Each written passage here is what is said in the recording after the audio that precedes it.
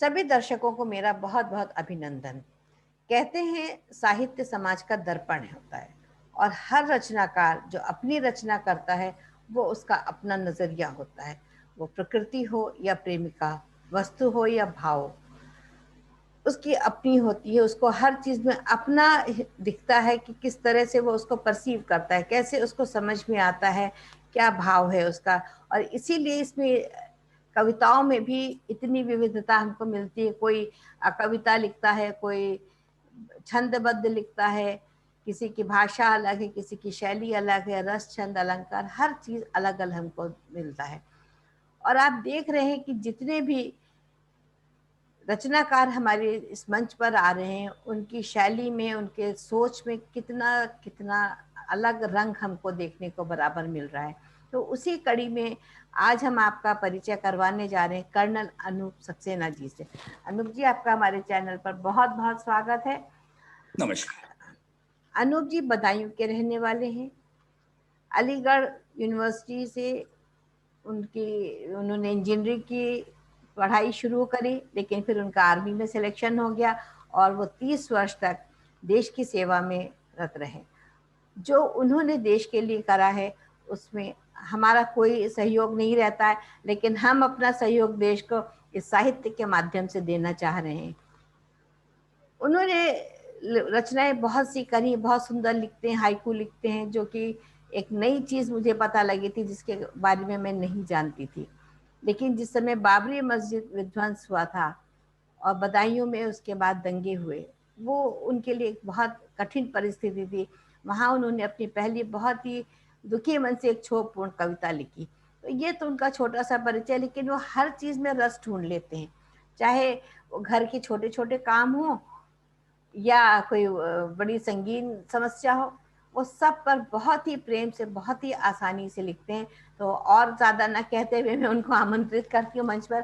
अनूप जी, आप अब अपनी रचनाओं से दर्शकों को मोहित कर लें, ऐसा मैं चाहती हूँ। धन्यवाद। मेरी अधकचरी तुकबंदियों को आदरणीय लेखा जी द्वारा उमंग के इस प्रतिष्ठित मंच पर प्रसारण योग्य मानने के लिए मैं उनका हृदय से आभार मानते हुए सादर नमन करता हूं। You are most welcome. एवं उमंग के सभी सुरुचिपूर्ण दर्शकों का अभिनंदन करना चाहता हूं। बात शुरू करने से पहले मैं अपने ही बारे में लिखी गई 4 लाइनें पेश करना चाहूंगा। जरूर, हम सुनेंगे आप क्या कहना चाहते हैं, अपने बारे में आपका क्या ख्याल है, वो बहुत जरूरी है जानना। जी। बोले चले जाने की बीमारी है। बहुत खूब। बोले चले जाने की बीमारी है। गजब है सितम, इस पे हंसती दुनिया सारी है। थके घर वाले भी हैं करके सब इलाज, वाह, पर इसका असर ही लगता है बड़ा भारी है। बहुत खूब। तो चलिए, तो बहुत ही अच्छी आपने अपने बारे में बात बताई है कि आपको बोलने की बीमारी है, तो हम और कुछ सुनते हैं। हाँ। लेकिन लेकिन मुझे नहीं पता था कि कैमरे के सामने बोलना कितना मुश्किल हो सकता है। अभी ऐसा इसलिए कुछ नहीं है, आप बिल्कुल हाँ, आराम से पढ़िए। इसलिए अगर कहीं अटक या रुकता हूं तो माफ कर दीजिएगा। चलिए, पहले ही कर दिया आपको माफ। अब आप बिल्कुल निश्चित होकर अपनी रचनाओं से हमको आनंदित करें, रसास्वादन कराएं हमें। अपने स्वतंत्रता सेनानी, आजीवन सोशलिज्म के लिए संघर्षरत पिताजी से मुझे भी अपने देश के लिए कुछ कर पाने की प्रेरणा बचपन से ही मिलती रही। लेकिन फौज की नौकरी के कारण कुछ कर नहीं पाया। अतः 30 साल तक मैं देश की लगातार बिगड़ती स्थितियों का मूक दर्शक ही बना रहा और मन में आक्रोश भी संचित होता गया। 97 में 1997 में रिटायर होने के बाद लखनऊ में भी इसी आशय से घर बनाया था कि कम से कम उत्तर प्रदेश के लिए कुछ कर सकूंगा। तब एक रचना लिखी गई थी, आओ देश महान बनाएं, आओ देश महान बनाएं, आओ देश महान बनाएं, कर्मठता अंतर पैठाएं, स्वार्थ लोभ की सारी बातें ले मन झाड़ू सदा भगाएं, शिक्षक को माने हम रक्षक, जैसे नागराज है तक्षक, दुविधा की बाधाओं का बस ज्ञान हमारा ही हो भक्षक, धन से ज्ञान जरूरी माने, सुविधा के साधन को जाने, नैतिकता को हम पहचाने, स्वस्थ आचरण को ही माने।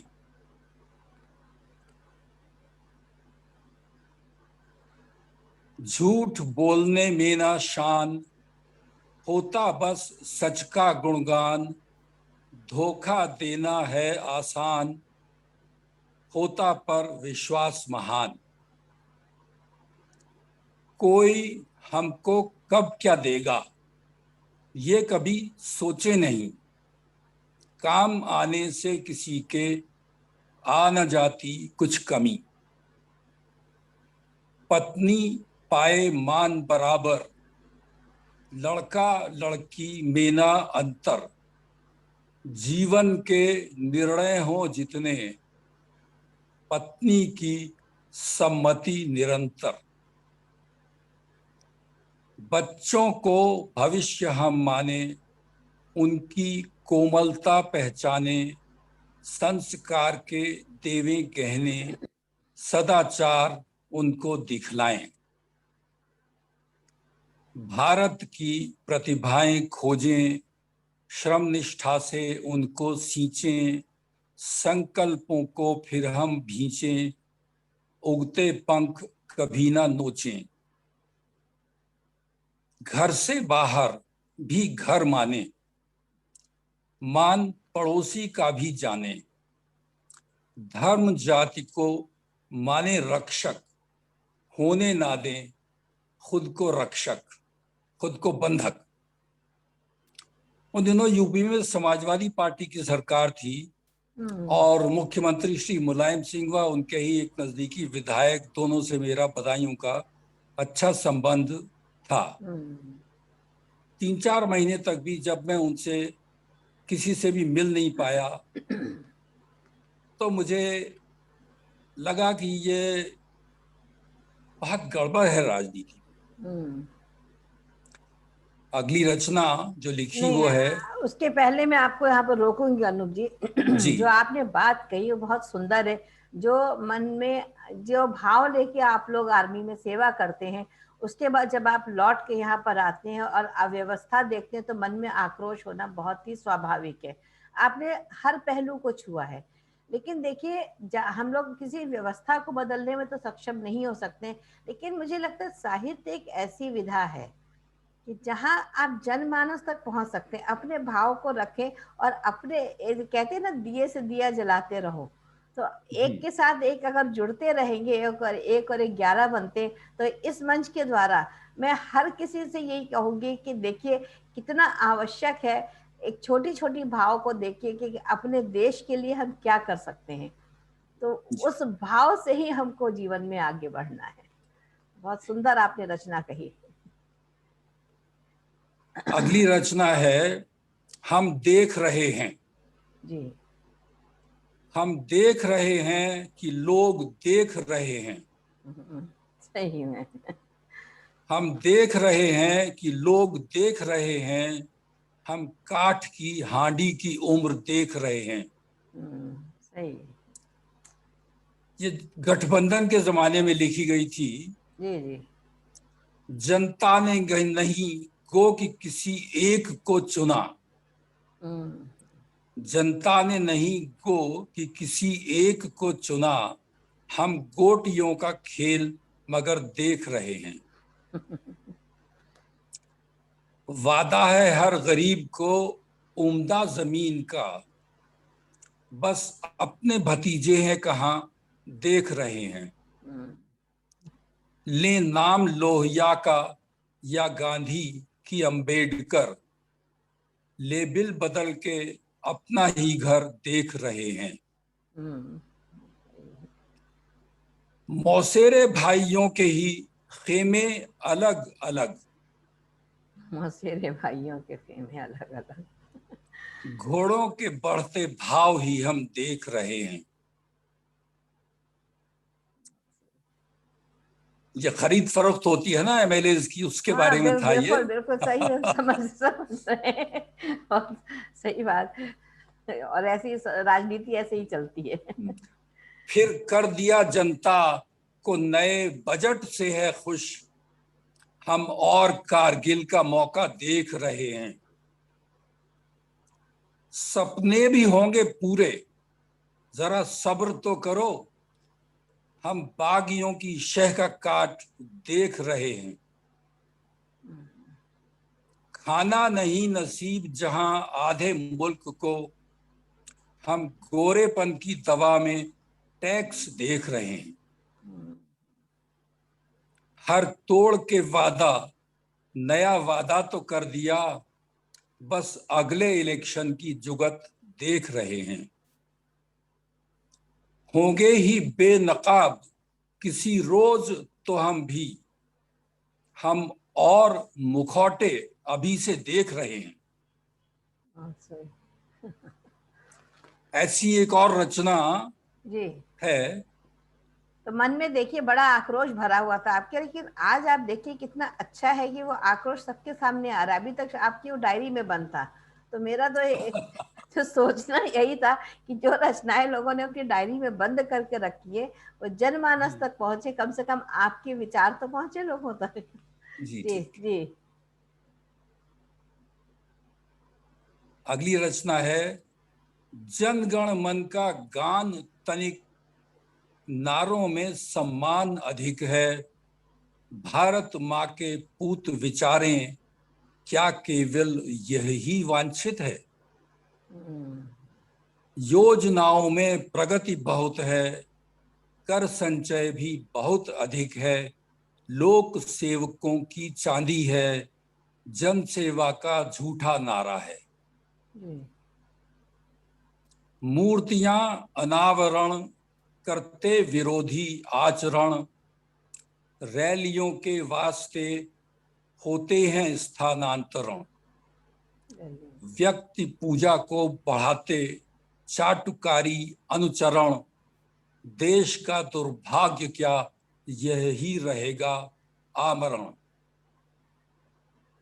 काम की बस भड़भड़ी है, व्यर्थ आडंबर बहुत, बाबुओं की भीड़ है, जनता पड़ी रोती निपुत। पुलिस का तांडव विकट है, गुंडा राज अति निकट है, घाटे के ही बजट आते अर्थ मृत्यु अति निकट है। घोटालों का स्वाद मधुर है, रेडों की प्रतिष्ठा मुखर है, राजनीति के छल प्रपंच में शिक्षा का अपमान प्रचुर है। संस्कारों को टटोलें तम जरा धूमिल करें, आपदा यदि है जटिल तो आओ हल जुट मिल करें। उत्तम खेती ही होती है, मध्यम होता है व्यापार, नेतागिरी शान देखिए, सर्वोत्तम है भ्रष्टाचार। खैर ये बातें तो बहुत बड़े स्तर की हैं और हम इसके बारे में अकेले जल्दी कुछ कर भी नहीं सकते। नहीं देखिए, कम से कम आपकी जो बात है वो लोगों तक पहुंची। ये बात सब लोग मानते हैं कि सब कुछ है, लेकिन आपने तो बहुत योगदान दिया, आप तो बहुत देश की सेवा करके आए, लेकिन हम लोग क्या कर रहे हैं उसमें, क्या सहयोग दे रहे हैं, वो ज्यादा जरूरी है। तो आपकी रचनाएं वाकई दिल को छूने वाली हैं। लोगों में शायद शायद सुन के कुछ जागृति आए। एक भी जागा तो समझिए सवेरा। अब मैं अन्य विषय पर आता हूं। जी। जैसे मैंने कहा कि अकेले हम कुछ भी नहीं कर सकते, ये बहुत बड़ी बातें हैं, बहुत बड़ी बात है जी। लेकिन परिवार समाज की इकाई होता है। हाँ, बिल्कुल बिल्कुल। इसलिए इसलिए अब कुछ रचनाएं जी। परिवार की नींव, स्त्रियों की अभिलाषा, स्थिति, दायित्व एवं महत्व पर प्रस्तुत हैं। वो बहुत जरूरी है, बहुत जरूरी है। जी। शीर्षक है तरुण बाला अभिलाषा। जी। होकर मैं उन्मुक्त जी सकूं, तन मन धन से युक्त जी सकूं, फूल खिलाऊं गुलशन गुलशन, मस्त हवा सी मुक्त जी सकूं, सही।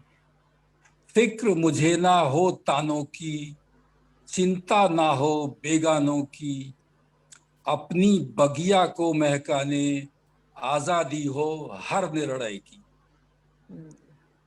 अपना जीवन भी जी पाऊं, हर मंजिल को भी मैं पाऊं, अपनी प्रतिभा को दमकाकर निज संतति को वीर बनाऊं, करूं सृजन मैं भी कुछ कल का, मिले अगर अवसर कुछ पल का, साथ सजन का जो मिल जाए, कल का गम धूमिल हो जाए। कल का कम धोनी हो जाए। लेकिन पिछले 60 सालों में मुझे बहुत ही कम बालाओं की उपरोक्त अभिलाषा पूर्ण होती दिखी है। हालांकि मैं अब थोड़ा सा बदला है समय। मुझे लगता है कि लड़कियां काफी फील्ड में आगे आ रही हैं। हम लोग के जी टाइम में थोड़ा सा रिस्ट्रिक्शन था, लेकिन अभी अगर देखा जाए तो दर्शकों, आपको शायद एक चीज में और आपको अवगत करना चाहूंगी। गुंजन सक्सेना जी के ये पिता हैं। आप लोगों ने गुंजन सक्सेना का नाम इस समय पूरे भारत में सभी जगह वर्ल्ड में चर्चित है। जब से उनके ऊपर फिल्म बनी है तब से तो लोग बहुत ही ज्यादा उनके नाम से परिचित हो गए हैं। तो ये उन्हीं के पिताश्री हैं। और ये देखिए कितनी सुंदर उन्होंने अपनी ही बिटिया के लिए शायद ये कभी लिखा होगा, लेकिन जब वो उड़ाया होगा हवाई जहाज उन्होंने, तब उनका दिल कितना गौरवान्वित हुआ होगा। ये देखिए। ये इसके लिए मैं समझता हूं कि स्वभाववश अहंकारी पुरुषों से पहले उनकी माताओं का पुत्र मोह अधिक जिम्मेदार है। बिल्कुल, इससे मैं सहमत हूँ। और ये पीढ़ी दर पीढ़ी यूं ही चलता चला जा रहा है। जी। इसी पर एक व्यंग्यात्मक रचना लिखी गई है तो ये बहुत लंबी, पर आज मैं इसके कुछ अंश ही प्रस्तुत करूंगा। जी। जी। शीर्षक मैं तो पति हूं ना। ओह वाह, क्या बात है। आपने कहीं अपने को सामने रख के तो नहीं लिखी थी? अब ये अपने ही ऊपर समझ लीजिए। ये दर्पण देख के लिखी हो कभी? ऐसा ऐसा तो नहीं है? ऐसा ही कुछ है। ऐसे ही। जी। कविता शुरू होती है, जी। अपने आप गधा कह लूंगा, अपने आप गधा कह लूंगा, किंतु तुम्हें घोड़ा कहना है। मैं चाहे जितना भी बोलूं, किंतु तुम्हें थोड़ा कहना है। बिन दहेज के आई हो तो बिन पानी ही रहना होगा। सही बात है। मेरी माँ मेरी माँ जितने भी मारे, तुमको तो बस सहना होगा।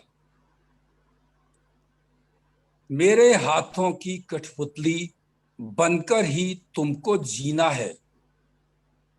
हाला भी बस मेरे ही संग, जब भी मैं चाहूं पीना है। मैं तुमसे जब भी कुछ पूछूं, कभी नहीं कहना मत नाजी। मेरी सारी बातों पर तुम सदा कहोगी हाँ जी हाँ जी। मैं चाहे जितना भी खा लूं, तुम्हें सदा थोड़ा खाना है। मेरे हलवा और पूड़ी को सदा बचाकर ही रखना है। मैं दिन रात जुआ भी खेलूं, ये मेरा अधिकार सिद्ध है। तुम पिक्चर जाने की सोचो, ये तो बिल्कुल ही निषिद्ध है। जितना चाहूं जिसे लुटा दूं, तुमको इससे मतलब कैसा? तुमको जब भी पड़े जरूरत मिल ही जाता है ना पैसा। बच्चे तो बच्चे होते हैं, बच्चों की तुम दो ना दुहाई। दाल भात स्कूल फीस में मुझसे करो न तुम चतुराई। कन्या जन्म लिया है तुमने, पत्नी बन है सेवा करना। मां बन जाने पर भी तुमने पुरुष अधीन सदा है रहना। मैं तो हूं सर्वज्ञ ज्ञानी, केवल तुम ही हो अज्ञानी। कहता रहता हूं मैं अक्सर, तुमने मेरी बात न मानी। कितने ही कानून बन गए, आया है क्या इनसे अंतर? मुझको ही भगवान मान लो, सिखला दूंगा सारे मंत्र। सिखला दूंगा सारे वाह, मंत्र। बहुत सुंदर, बहुत ही बढ़िया बात कही है। लेकिन दर्शकों, इनकी बातों में मत आइएगा, ये इन्होंने किसी और को सामने रख के लिखा है, क्योंकि ये अपनी पत्नी से बहुत प्रेम करते थे और उन पर बहुत सारी कविताएं भी लिखते हैं। तो ये जो इन्होंने खाका खींचा है, शायद अपने बाबा का खींचा होगा, क्योंकि ये इनकी अपनी अपनी पत्नी के साथ इन्होंने ऐसा कुछ नहीं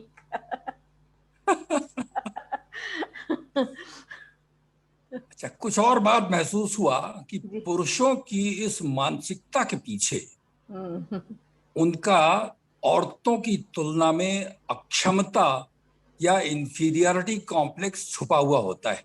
बिल्कुल सही, ये तो आपने सही बात कही, इससे तो मैं सहमत हूँ, पूर्णतया सहमत तो फिर एक कविता लिखी गई हूँ। जी। जिसका शीर्षक ही है हौवा। आदमी औरत को हौवा ही समझता है। सही है। आदमी औरत को हौवा ही समझता है। अनकही बातें समझ लेती है, यूं डरता है। हम्म, उसकी कुव्वत से वो रह के शर्मसार, फितरतन करता आया है प्यार में भी वार। हर बात पे अपनी ही मनवाना है बचकाना। उसे नहीं आता है रिश्ते बनाना या निभाना। राय मांगना, मानना या सुनना उसे नागवार। परेशानी नाकामयाबी में उसे सब लगे बेकार। मर्द मर्द अक्सर उधेड़ बुन में ही रहते हैं। ऐसे में वो कुछ कम ही समझते हैं। तरतीबों करीने में बड़ी माहिर है औरत। ममनून उसे सब खुदा का नूर कहते हैं। ममनून उसे सब तो खुदा का खुदा का नूर नूर कहते हैं। कहते हैं। बहुत सुंदर, क्या बहुत ही खूबसूरत आपने वर्णन किया है। लेकिन कुछ एक अपना हाइकू भी सुनाइए आज हमें। लीजिए। क्योंकि वो बहुत जरूरी है मुझे। हम बहुत ज्यादा उससे मुतासिर हो गए हैं। हमने कहा जब से सुना है आप क्या हाइकू पढ़े हैं, तब से लगता है कि हाइकू आना चाहिए सामने। खैर, बाद में पुरुषों व स्त्रियों का तुलनात्मक विश्लेषण करने से ये कुछ हाइकू लिखे गए थे। जी जी, इरशाद। अबला नारी पूजनीय देवी भी, हाय बेचारी। बताइए क्या बात। अगला है भोली सी प्यारी, विश्वास है करती, जाती है मारी। ये भी सही है।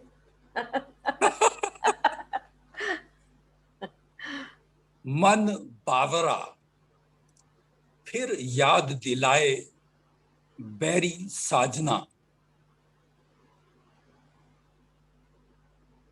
चूल्हा चक्की में जुटी हो हरदम,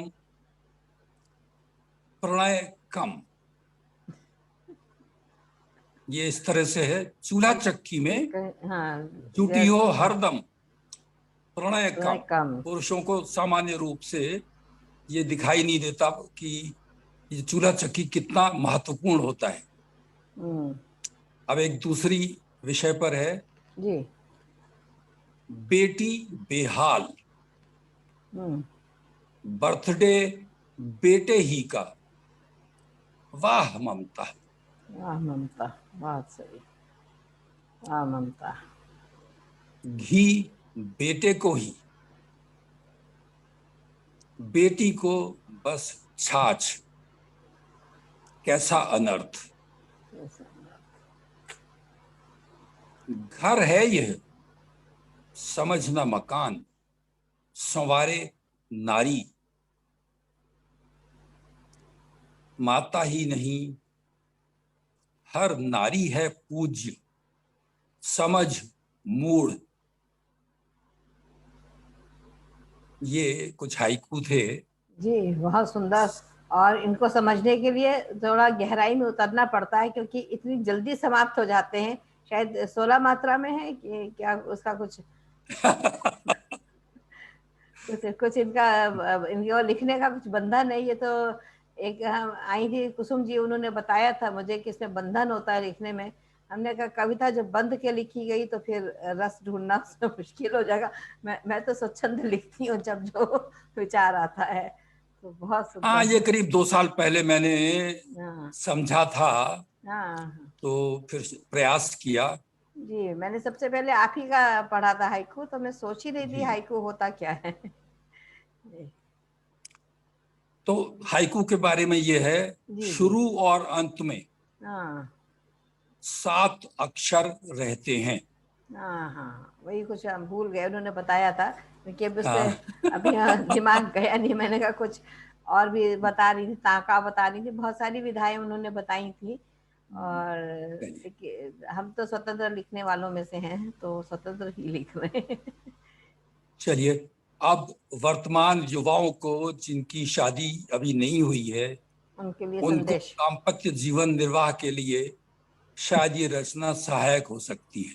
तो ये समझ लीजिए, अनूप सक्सेना की तरफ से आप लोगों को एक सलाह दी जा रही है कि जो दाम्पत्य जीवन में बंधने चाह रहे हैं वो लोग इस परामर्श को अवश्य लें। ठीक है। इसका हाँ, इसका मैंने शीर्षक ही दिया है दाम्पत्य सूत्र। जी। दिलों का है मिलना ही सबसे जरूरी,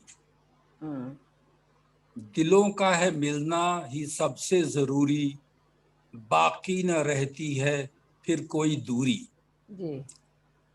प्रणय पथ पे पग तुम बढ़ाओ निरंतर, मिटाते चलो नित जो आए कुछ अंतर। मिटाते चलो नित जो आए आए कुछ अंतर। निरंतर। जी।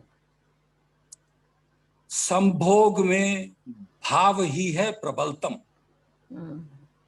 जबरन मनुज नहीं बनते हैं प्रियतम।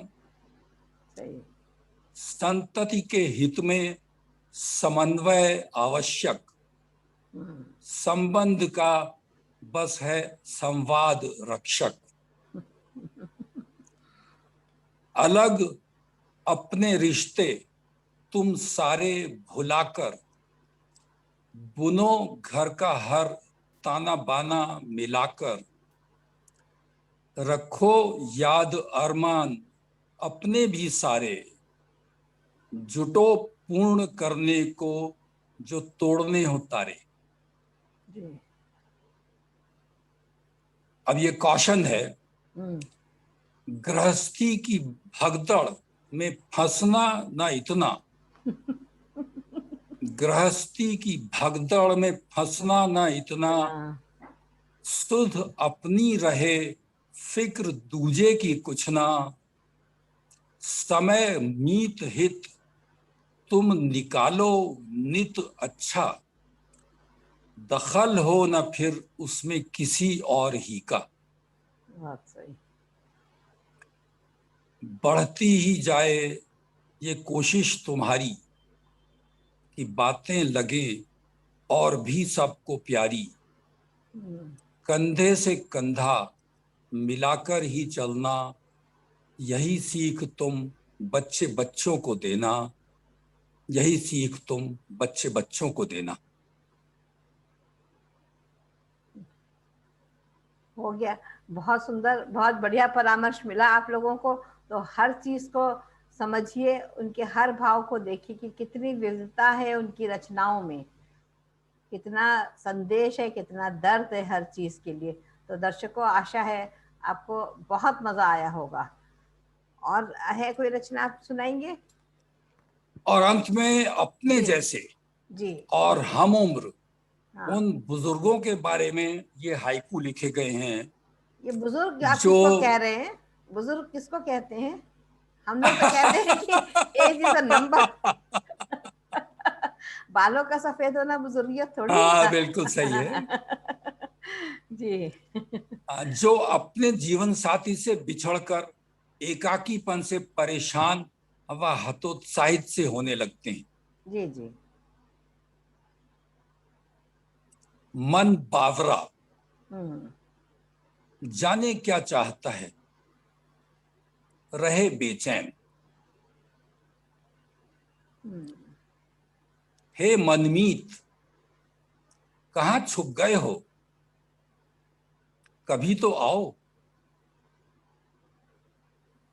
हम्म बीते न पल महीने खोते जाएं तुम्हारे बिना, हम्म मांगू मैं राय अपने पराये से, करूं अब क्या, बहुत। कल अनजाना सदैव ही रहा है, स्वीकार करूं, नया करने की कोशिश हमेशा मुझे करना, नकारात्मक विचारों से बचना बड़ा जरूरी, साथ आशा का छूटे नहीं कभी भी, लूं संकल्प ये, रास्ते नए बनाता चला जाऊं सारी उम्र में, अड़चनों को रुकावट न मानूं, रहूं सचेष्ट, सभी मुझसे प्रेरणा पाते रहें जीवन भर, अंतिम है, जी। प्राण त्यागने तक रहूं सक्रिय, यही कामना, प्राण त्यागने तक रहूं तो सक्रिय, सक्रिय, यही यही कामना। काम। बहुत ही संवेदनशील आपने विषय लिया। और वाकई में उस दर्द को महसूस किया जा सकता है कि जो पार्टनर अकेले रह जाते हैं, और लेकिन ये जीवन की यही सत्यता है कि कोई दोनों में से एक तो अकेला रहेगा। और उसको जो आपने संदेश दिया है कि सतत रहूं सक्रिय, वो बहुत ज़रूरी है कि अपने जीवन शैली को वैसे ही चलाते रहें, लोगों के लिए प्रेरणा स्रोत बने, तो जीवन कट जाता असल में है और सुख इस में कटता है। जी असल में इसके अंदर जो भाव अंत में गया है, जी। प्राण त्यागने तक रहूं सक्रिय यही कामना, बिल्कुल। ये एक हरिवंश राय बच्चन जी की रचना थी जी जिसमें लिखा हुआ था तू क्यों बैठ, जिसके शीर्षक था तू क्यों बैठ गया है पथ पर। जी जी जी। तो उसमें उन्होंने ये कहा था, हम्म मेरी तो यह ही अभिलाषा, चिता निकट भी पहुंच सकूं मैं अपने पैरों पैरों चलकर, तू जी। क्यों बैठ गया है थक कर। बहुत सुंदर। ये भाव जो होते हैं कितनी प्रेरणादायक होते हैं। आप ये देखिए, ऐसे सोच नहीं सकता है मनुष्य। अपने कामों में इतनी व्यस्तता रहती कि छोटी छोटी बातों की प्रेरणा कहीं ना कहीं से जब मिलती है, कहीं हम पढ़ते हैं, सुनते हैं, तो जीवन हमारा बदलने लगता है, तो बहुत ही सार्थक जीवन हो जाता है। बहुत ही सुंदर आज आपके साथ समय रहा अनूप जी, बहुत आनंद आया। दर्शकों आशा है आपने भी उनके हर पक्ष को समझा होगा। फौज में रहने की वजह से जो उनका दर्द था हमारी व्यवस्था के प्रति, माताओं के प्रति रोष, पति के प्रति, हर एक के बार उन्होंने कहा, और अंत में कितना संवेदनशील उन्होंने विषय लिया कि अकेला जो रह गया है पथिक वो कैसे कटेगा उसका जीवन। और बहुत ही सुंदर शब्दों में आपने उसको बताया। बहुत धन्यवाद आपका। आज हमारा मंच जो है आपके आने से सच में सुशोभित हो गया है। और पहले कह रहे थे कि धन्यवाद। ये नारियों का मंच है, लेकिन मैंने बता दिया दर्शकों को, नहीं, ये मंच सबके लिए और बराबर हम पुरुषों को भी हाँ, आमंत्रित कर रहे हैं। असल में लेखा जी, मैं ये समझता हूँ पिछले बहुत दिनों से नारी की समानता की बातें जो उठाई जा रही हैं, जी उसकी जगह हमको नारी सशक्तिकरण के बारे में सोचना चाहिए। बिल्कुल बिल्कुल। और देखिए, मैं आगे आई हूँ ना, मैं लोगों के लिए उदाहरण बन के आई हूँ कि आप भी जो चाहे वो करें अपनी मर्जी से और खुल के जिए। यही मेरा जी, संदेश है आज के लिए। तो उमंग के दर्शकों, आपका बहुत बहुत धन्यवाद हम लोगों को सुनने के लिए। अनूप जी की रचनाओं को समझने के लिए वो बहुत आवश्यक होगा। तो बहुत बहुत धन्यवाद आप सभी का, और अनूप जी नमस्कार। आपका बहुत बहुत धन्यवाद।